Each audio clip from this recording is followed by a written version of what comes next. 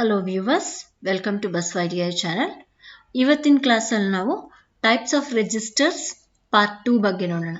ಹಿಂದಿನ ಕ್ಲಾಸಲ್ಲಿ 2 types of shift registers ಬಗ್ಗೆ ತಿಳಿದಿದ್ವಿ. ಈ ಒಂದು ಕ್ಲಾಸಲ್ಲಿ ಅಥವಾ ಈ ಒಂದು ವಿಡಿಯೋ ಅಲ್ಲಿ ನಾವು ಉಳಿದಿರುವಂತಹ ಟೈಪ್ಸ್ ಆಫ್ ಶಿಫ್ಟ್ ರಿಜಿಸ್ಟರ್ಸ್ ಬಗ್ಗೆ ತಿಳಿಯೋದಕ್ಕೆ ಪ್ರಯತ್ನ ಮಾಡೋಣ. ಈ ಒಂದು ಟಾಪಿಕ್ ಬಂದು 7 segment display registers and memory chapter ಅಲ್ಲಿ ಬರುತ್ತೆ, ಹಾಗೂ ಟ್ರೇಡ್ ಥಿಯರಿ ಸಬ್ಜೆಕ್ಟ್ ಅಲ್ಲಿ ಹಾಗೂ ಫಸ್ಟ್ ಇಯರ್ ಎಲೆಕ್ಟ್ರಾನಿಕ್ ಮೆಕ್ಯಾನಿಕ್ ಅವರಿಗೆ ಬರುತ್ತೆ.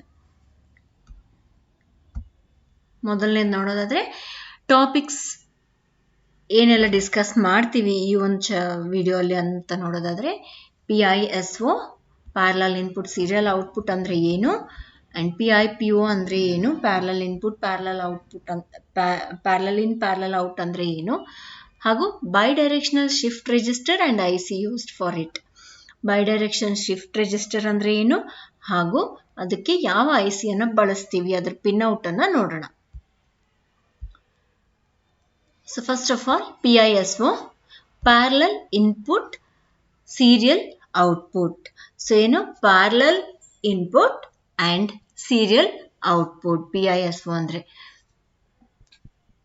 ಸೊ ನಿನ್ನೆ ವಿಡಿಯೋ ಅಲ್ಲೆಲ್ಲ ನಾವು ನೋಡಿದ ಹಾಗೆ SISO ಅಂಡ್ SIPO ಅನ್ನು ನೋಡಿದ್ವಿ. Serial in serial out, serial in parallel out. So ಇದು PISO parallel in serial out ಅಂದ್ರೆ ಇನ್ಪುಟ್ ಅಪ್ಲೈ ಮಾಡೋದು, ನಾವು ಡಾಟಾ ಲೋಡ್ ಮಾಡೋದು ರೆಜಿಸ್ಟರ್ಗೆ ಪ್ಯಾರಲಲ್ ಆಗಿ ಡಾಟಾ ಲೋಡ್ ಮಾಡಿಬಿಡ್ತೀವಿ ಪ್ಯಾರಲಲ್ ಫಾರ್ಮ್ಯಾಟ್ ಅಲ್ಲಿ.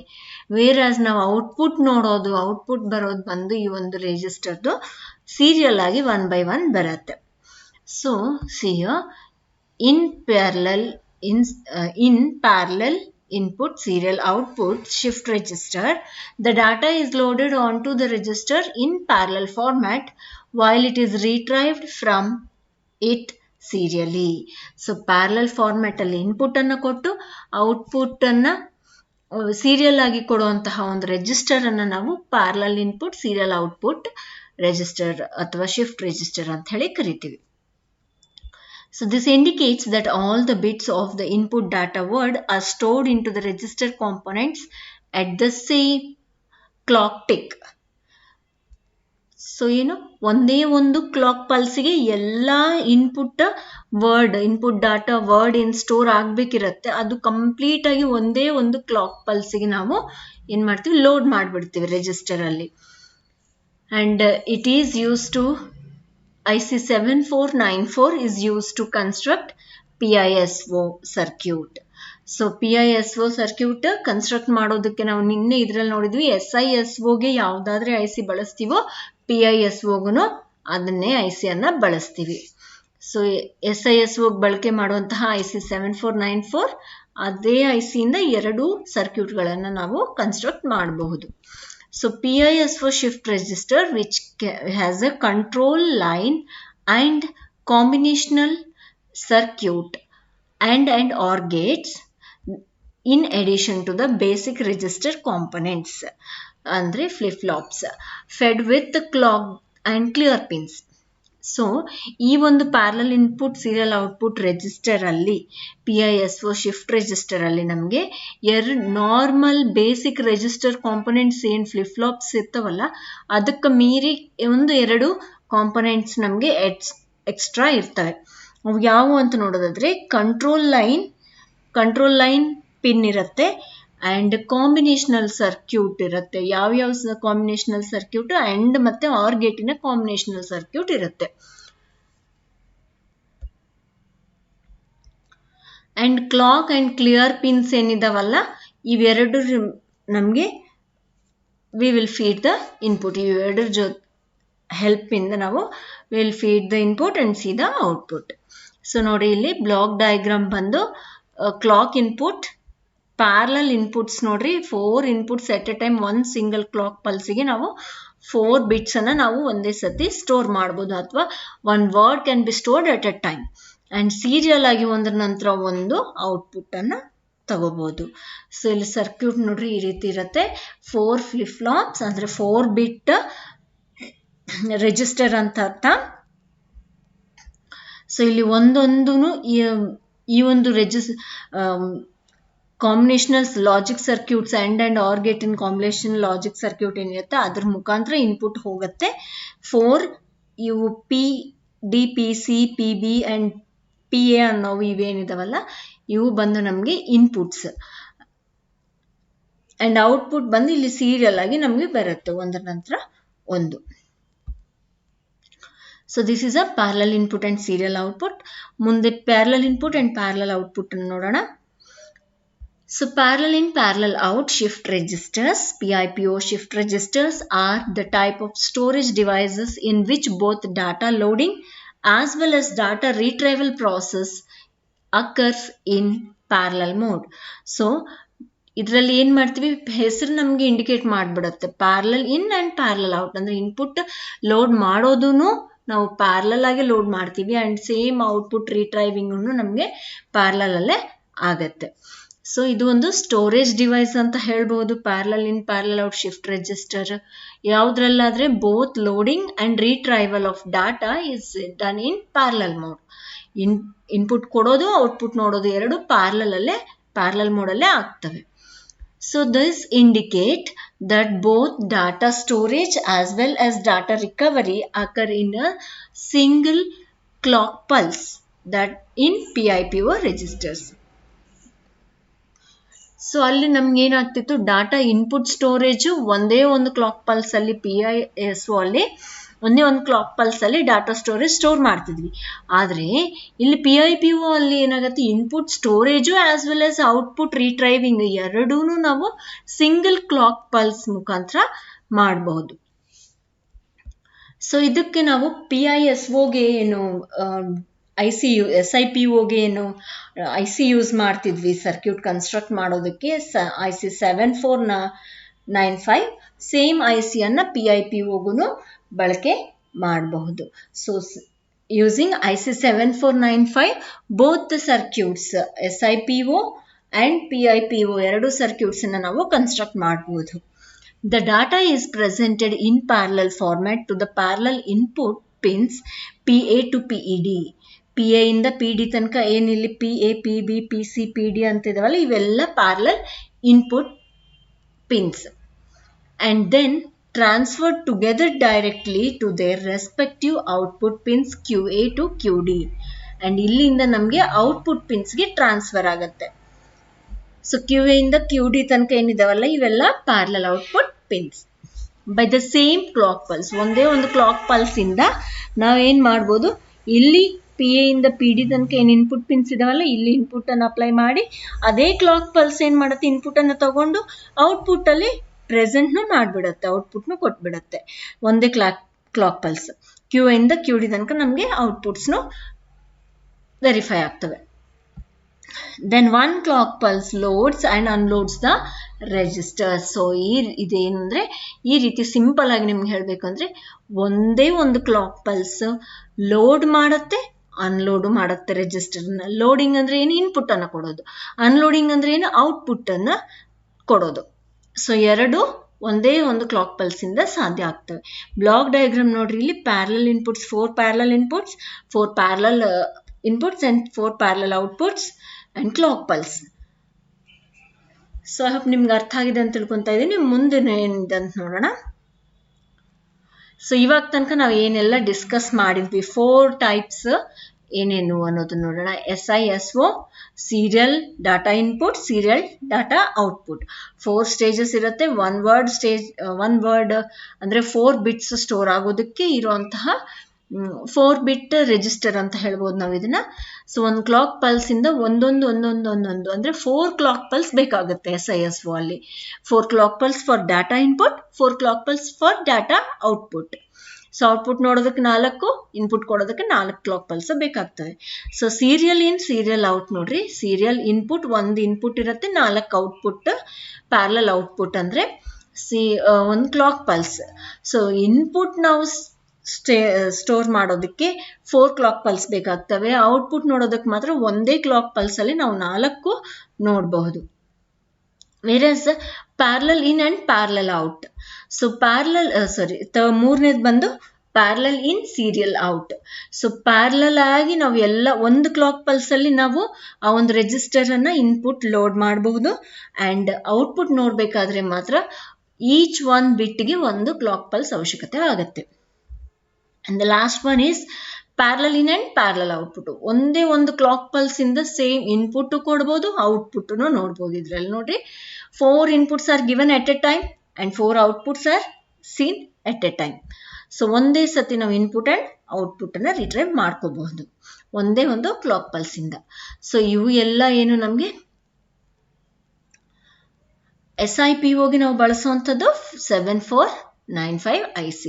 ಇವೆಲ್ಲ ರೆಜಿಸ್ಟರ್ಸ್ನು IC ರೂಪದಲ್ಲೇ ತಯಾರಾಗ್ತವೆ. ಅಂದ್ರೆ manufacturing will be done in format of IC. So ಮುಂದಿನ ಟಾಪಿಕ್ ಬಂದು ಬೈ ಡೈರೆಕ್ಷನ್ ಅಪ್ಲಿಕೇಶನ್ಸ್ ಅನ್ನ ನೋಡೋಣ. Applications of shift registers. ಏನೇನು ಅಪ್ಲಿಕೇಶನ್ಸ್ ಎಲ್ಲೆಲ್ಲಿ ಇದು ಮಾಡ್ತಾರೆ ಅನ್ನೋದು ನೋಡೋದಾದ್ರೆ, ಮೊದಲನೇದಾಗಿ the shift registers are used for temporary data storage. ಟೆಂಪ್ರವರಿಯಾಗಿ ಡಾಟಾನ ಸ್ಟೋರ್ ಮಾಡ್ಕೊಳ್ಳೋದಕ್ಕೆ ಬಳಕೆ ಮಾಡ್ತೀವಿ. And the shift registers are also used for data transfer and data manipulation. ಡಾಟಾನ ಮ್ಯಾನಿಪುಲೇಟ್ ಮಾಡೋದಕ್ಕೆ ಹಾಗೂ ಡಾಟಾ ಒಂದ್ ಕಡೆಯಿಂದ ಇನ್ನೊಂದ್ ಕಡೆಗೆ ಶಿಫ್ಟ್ ಮಾಡೋದಕ್ಕೂ ಈ ಒಂದು ಟ್ರಾನ್ಸ್ಫರ್ ಮಾಡೋದಕ್ಕೂ ಈ ಒಂದು ಶಿಫ್ಟ್ ರೆಜಿಸ್ಟರ್ಸ್ ಅನ್ನ ಬಳಕೆ ಮಾಡ್ತೀವಿ. And the serial in serial out and parallel in parallel out shift registers are used to produce time delay to digital circuits. SISO ಹಾಗೂ PIPO ಎರಡು ಶಿಫ್ಟ್ ರೆಜಿಸ್ಟರ್ಗಳು ನಮಗೆ ಡಿಜಿಟಲ್ ಸರ್ಕ್ಯೂಟ್ಸ್ಗೆ ಟೈಮ್ ಡಿಲೇ ಅನ್ನ ಪ್ರೊಡ್ಯೂಸ್ ಮಾಡೋದಕ್ಕೆ ಬಳಕೆ ಮಾಡ್ತೀವಿ. And SIPO shift register is used to convert serial data into parallel data. Thus, they are used in communication lines where demux of a data line into several parallel line is required.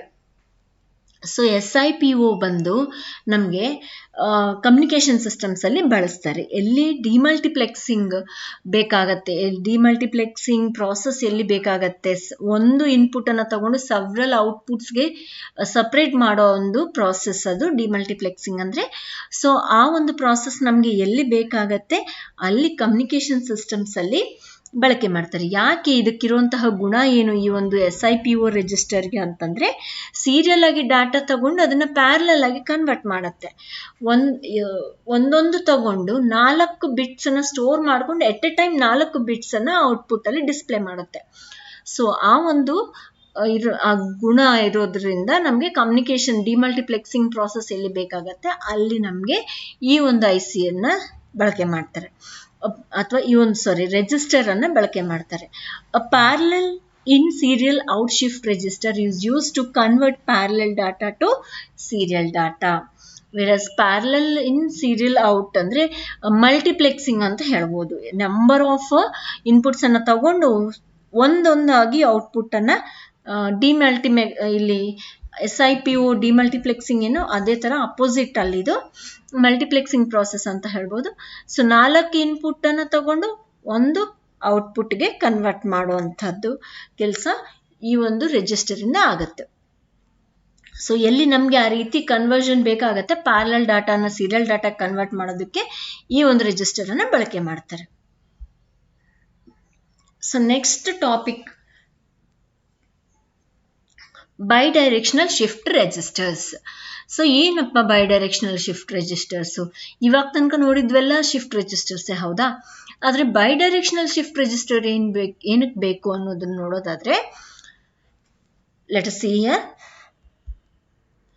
In the shift registers discussed until now, SISO, SIPO, PISO and PIPO, shifting takes place towards right only in the occurrence of the clock pulse edge. So ಏನ್ ಹೇಳ್ತಾ ಇದ್ದಾರೆ, ಇವಾಗ ತನಕ ನಾವು ಏನೆಲ್ಲ discuss ಮಾಡಿದ್ವಿ shift ರೆಜಿಸ್ಟರ್ಗಳನ್ನ, SISO ಆಗಲಿ, SIPO ಆಗಲಿ, PISO ಆಗಲಿ ಹಾಗೂ PIPO ಆಗಲಿ, ಇದರಲ್ಲಿ ಎಲ್ಲಾನು ಶಿಫ್ಟಿಂಗ್ ಅನ್ನೋದು ಟುವರ್ಡ್ಸ್ ರೈಟ್ ಮಾತ್ರ ಆಗತ್ತೆ. ಲೆಫ್ಟ್ ಇಂದ ನಾವು ಇನ್ಪುಟ್ ಕೊಡ್ತೀವಿ, ರೈಟ್ಗೆ ಶಿಫ್ಟ್ ಹಾಕೊಂತ ಹೋಗುತ್ತೆ. ಪ್ರತಿ ಒಂದು ಕ್ಲಾಕ್ ಪಲ್ಸ್ಗೆ data bits will be shifted to right only. For some applications, shifting towards left is desired. For this purpose, an additional circuit and an additional control input that is right or left shifts shift signal is required. So ಕೆಲವೊಂದು ಅಪ್ಲಿಕೇಶನ್ಗಳಿಗೆ right ಇಂದ ಲೆಫ್ಟಿಗೂ movement ಆಗುವಂಥದ್ದು ಅಥವಾ shifting ಆಗುವಂತಹ ಒಂದು application ಬೇಕಾಗತ್ತೆ. So ಅಪ್ಲಿಕೇಶನ್ಗೆ ಈ ರೀತಿ ಶಿಫ್ಟಿಂಗ್ನು ಬೇಕಾಗತ್ತೆ, ರೈಟ್ ಟು ಲೆಫ್ಟ್ ಶಿಫ್ಟ್ ಆಗುವಂಥದ್ದು. ಸೊ ಆ ರೀತಿ ಒಂದು ಪರ್ಪಸ್ಸಿಗೆ ನಮಗೆ ಒಂದು ಎಡಿಷನಲ್ ಸರ್ಕ್ಯೂಟು ಹಾಗೂ ಎಡಿಷನಲ್ ಕಂಟ್ರೋಲ್ ಇನ್ಪುಟ್ ಬೇಕಾಗ್ತವೆ. ಸೊ ಅವನ್ನ ಒಳಗೊಂಡ ಒಂದು IC ರೂಪದಲ್ಲಿ ತಯಾರಾಗಿರುವಂತಹ ರೆಜಿಸ್ಟರ್ ಅನ್ನ ನಾವೇನಂತೀವಿ, ಬೈಡೈರೆಕ್ಷನಲ್ ಶಿಫ್ಟ್ ರೆಜಿಸ್ಟರ್ ಅಂತ ಹೇಳ್ತೀವಿ. ಸೊ ಏನೇನು ಬೈಡೈರೆಕ್ಷನಲ್ ಶಿಫ್ಟ್ ರೆಜಿಸ್ಟರ್ ಅಲ್ಲಿ ಎಡಿಷನಲ್ ಏನಿರ್ತವೆ, ಒಂದು ಕಂಟ್ರೋಲ್ ಇನ್ಪುಟ್ ಇರುತ್ತೆ ಅಂಡ್ ಎಡಿಷನಲ್ ಸರ್ಕ್ಯೂಟ್ ಅವನ್ನ ಕಂಟ್ರೋಲ್ ಮಾಡೋದಕ್ಕೂ, ಅಂದ್ರೆ shift right or left signal ಅನ್ನ ಕಂಟ್ರೋಲ್ ಮಾಡೋದಕ್ಕೂ ಇರುತ್ತೆ. So such a resistor is called a bidirectional shift register. If the control signal is high, that is 1, the shifting of data is done towards right, and if the control signal is low, then the shifting of data is done towards left. So ಯಾವ IC ಅಲ್ಲಾದ್ರೆ additional normal register ಇರುವಂತಹ components ಬಿಟ್ಟು ಇನ್ನೂ ಒಂದು additional ಆಗಿ control unit ಅನ್ನ ಹೊಂದಿರುತ್ತೆ, signal left or right shift ಸಿಗ್ನಲ್ಗಳ ಕಂಟ್ರೋಲ್ ಯೂನಿಟ್ ಅನ್ನ ಹೊಂದಿರುತ್ತೆ, ಅದನ್ನ ನಾವೇನಂತ ಹೇಳ್ತೀವಿ, ಬೈಡೈರೆಕ್ಷನಲ್ ಶಿಫ್ಟ್ ರೆಜಿಸ್ಟರ್ ಅಂತ ಹೇಳ್ತೀವಿ.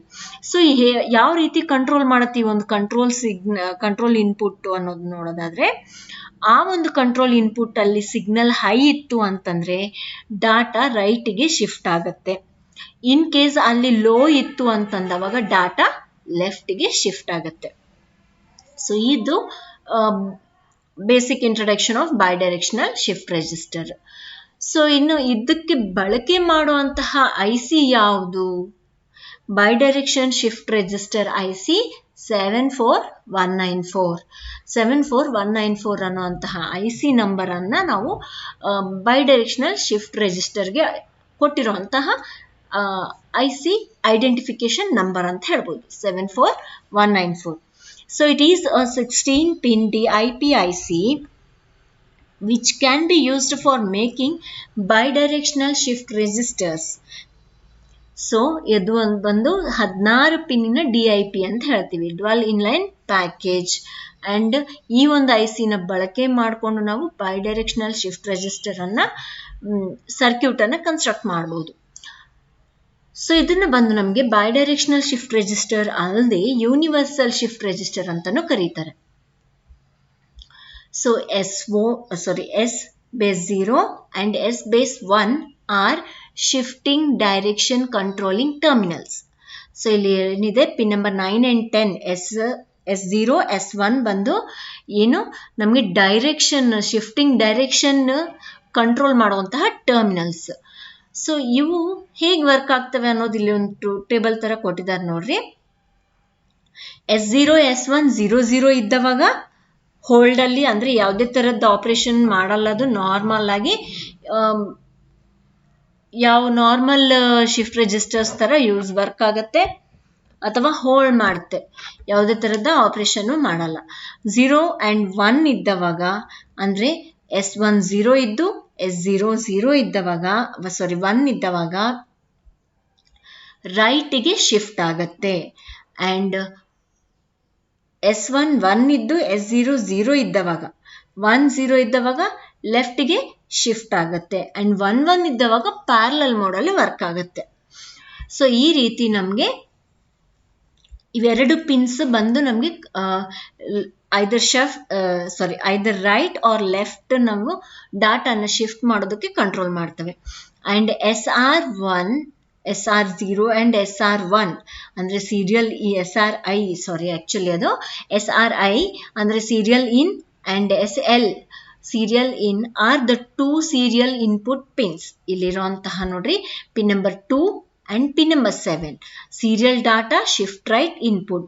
shift right ಗೆ ನಾವು ಮಾಡಬೇಕು ಅಂತಂದವಾಗ ಇಲ್ಲಿ S1 0 ಇರಬೇಕು, S0 1 ಇರಬೇಕು, ಅಂಡ್ SR ಐ ಅಲ್ಲಿ ನಾವು ಇನ್ಪುಟ್ ಅನ್ನ ಕೊಡಬೇಕು. ಶಿಫ್ಟ್ ಲೆಫ್ಟಿಗೆ ಅಂತಂದವಾಗ ಎಸ್ ಎಲ್ ಏನಿದೆ ಶಿಫ್ಟ್ ಲೆಫ್ಟ್ ಇನ್ಪುಟ್. ಸೊ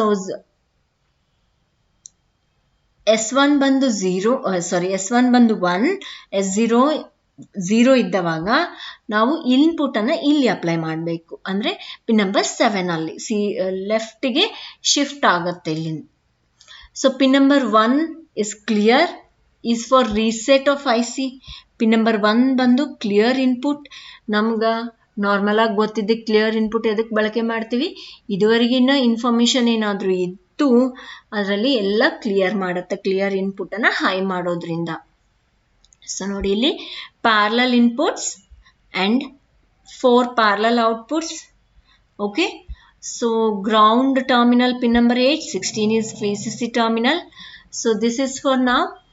ಮುಂದಿನ ವಿಡಿಯೋ ಅಲ್ಲಿ ಮೆಮೊರೀಸ್ ಟಾಪಿಕ್ ಇಂದ ಭೇಟಿ ಆಗೋಣ. ಐ ಹೋಪ್ ನಿಮ್ಗೆಲ್ಲ ಅರ್ಥ ಆಗಿದೆ ಅಂತ ತಿಳ್ಕೊತಾ ಇದ್ದೀನಿ. ಆಗಿಲ್ಲ ಅಂತಂದ್ರೆ ನೀವು ಏನ್ ಡೌಟ್ ಇದೆ ಅನ್ನೋದನ್ನ ನಮಗೆ ಕಮೆಂಟ್ ಸೆಕ್ಷನ್ ಅಲ್ಲಿ ಕಮೆಂಟ್ ಮಾಡ್ಬೋದು, ನಾನು ಕ್ಲಿಯರ್ ಮಾಡೋಕೆ ಪ್ರಯತ್ನ ಮಾಡ್ತೀನಿ. So thanks for watching. Please subscribe and press the bell icon for further notifications. Like and share the videos. Thank you.